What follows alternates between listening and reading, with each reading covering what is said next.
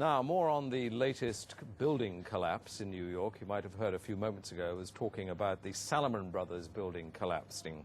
And indeed it has. Apparently that's only a few hundred yards away from where the World Trade Center towers were. And it seems that this was not a result of a new attack. It was because the building had been weakened during this morning's attacks. We'll probably find out more now about that from our correspondent, Jane Stanley. Jane, what more can you tell us about the Salomon Brothers building and its collapse?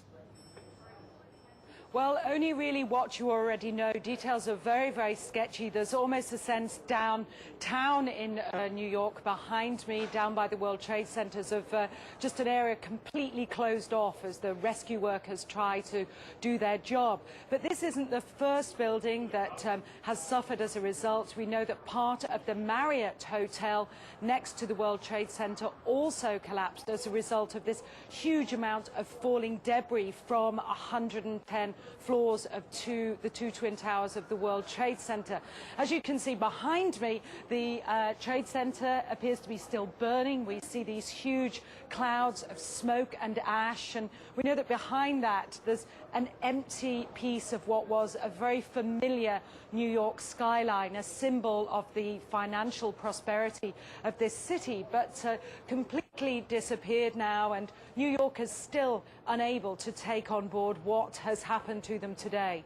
Presumably there were very few people in the Salomon building when it collapsed. I mean, there were, I suppose, fears of possible further collapses around the area.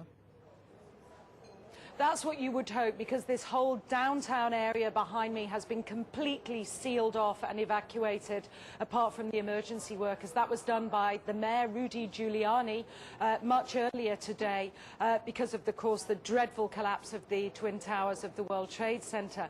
But New York, very much a city still in chaos. The phones are not working properly, the subway lines are not working properly, and we know that down there near the World Trade Center there are 3 schools that are being turned into triage centers for emergency treatment. And I know that over in New York Harbor, where the famous Statue of Liberty is, there's a field hospital where 1,500 people are being treated, and we have heard, though it's unconfirmed as yet, that 100 New York City police officers have been taken there as well for treatment, but we do need to confirm those figures for the officers.